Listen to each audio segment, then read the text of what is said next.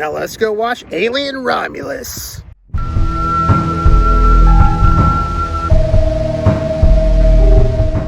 are here at the Grove. That is actually Los Angeles in the distance, way far away. So for those of you not familiar with Southern California, Los Angeles is a massive sprawling town. We have Hollywood Hills over here, and in the distance you can see the Hollywood sign.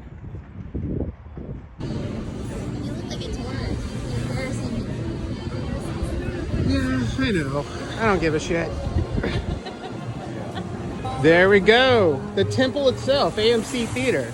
Got the Xenomorph here.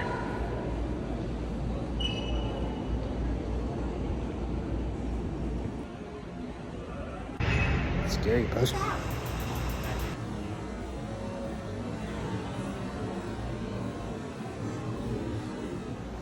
So that was a pretty damn good movie. I don't know what I'm gonna score yet. We'll do that in a sec. Definitely lived up to my expectations. This director's fucking amazing. I mean, cinematically, almost a masterpiece, I would say. Nearly. A couple of things I have to nitpick about. We're talk about that in a second. I loved it because it had the most cyberpunk elements of any of the films thus far, which is fucking awesome. I could see this is the same world of Blade Runner, so that made me happy. Any thoughts that you'd like to record for the record while it's still fresh in your mind? Oh shit, I have a bunch of ideas. We're gonna go through the rankings, which I did earlier, and see where this falls in. I still don't know yet. I need the car ride home to figure out where it fits in.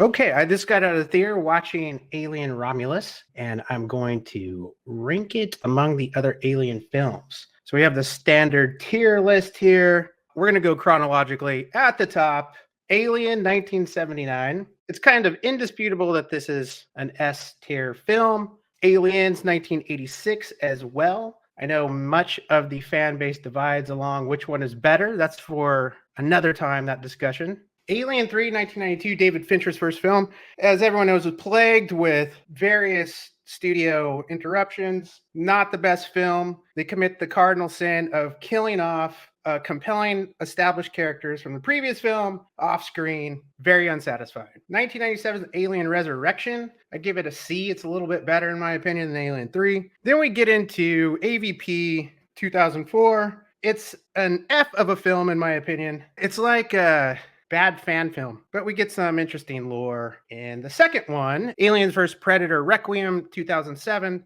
much better. I give it a C. Now I know this is controversial for some, but I put Prometheus at A. I think it's visually one of the greatest films of the 21st century, and probably would have been much better if the studio hadn't forced certain cuts. Now, Alien Covenant also commits the crime of killing off someone off screen without really giving the character due, but it wasn't as egregious as what Alien 3 did. So I give it a B because it's also visually stunning and has some really cool like philosophy embedded in it. All right, the moment we've all been waiting for, Alien Romulus. Where does this fall in to the collection of wonderful films in the Alien franchise? This movie, the first act, had a lot of cyberpunk in it, which I loved. The second act was very reminiscent of Alien and the horror genre, and the third act is a bit of a callback to Aliens, getting us into the action genre. Pretty good synthesis of everything we know about Alien and Aliens,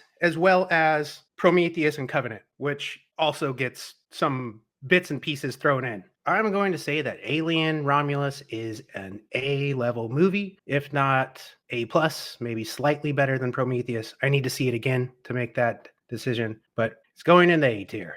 Everyone go check it out. It's a great film. We need a good box office so we can get a follow-up to the film.